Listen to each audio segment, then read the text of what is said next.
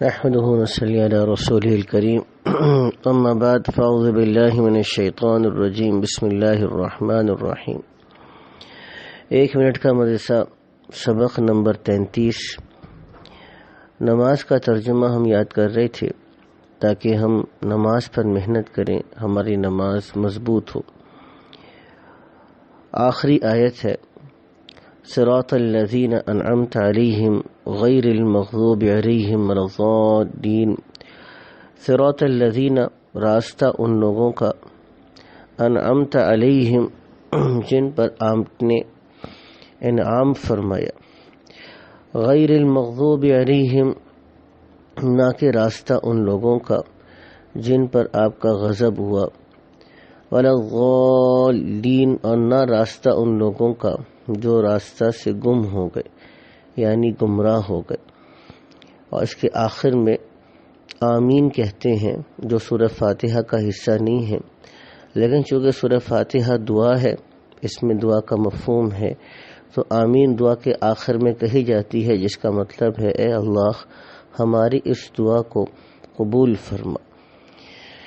نماز کی سنتیں، سجدے کی سنتیں ہم پڑھ رہے تھے کہ پہلے 2 گھٹنے رکھنا، پھر 2 ہاتھ رکھنا، پھر پیشانی رکھنا، دونوں ہاتھوں کے درمیان سجدہ کرنا، سجدہ میں پیٹ کو رانوں سے الگ رکھنا۔ یہ سنت مردوں کے لیے ہے۔ خواتین کے لیے سنت یہ ہے کہ سجدہ کرتے ہوئے وہ حتی الامکان سمٹ کر سجدہ کریں گے، یعنی ان کے لیے علیحدہ کرنا درست نہیں ہے، بلکہ سنت طریقہ خواتین کے لیے یہی ہے کہ وہ سمٹ کر جو ہے سجدہ کریں گے۔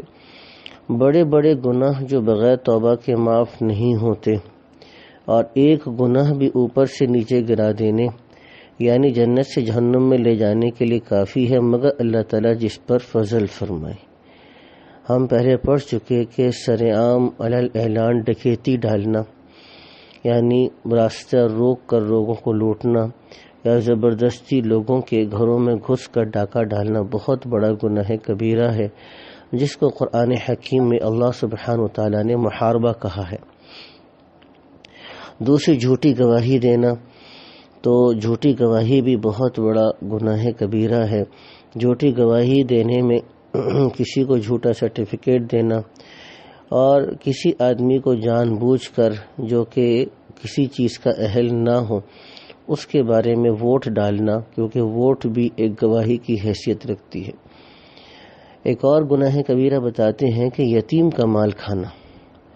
تو عام طور پہ تقسیم وراثت نہیں ہوتا ہمارے پاس، جس کا نتیجہ یہ نکلتا ہے کہ جو ورثہ بڑے ہیں وہ مال استعمال کرتے رہتے ہیں، جو نابالغ ہیں ان کو معلوم نہیں ہوتا، تو آدمی انجانے کے اندر اپنے جو بہن ہیں، اپنے بھائی ہیں، اپنے رشتہ دار ہیں، ان کے مال کو ناجائز طریقے سے استعمال کرتا ہے۔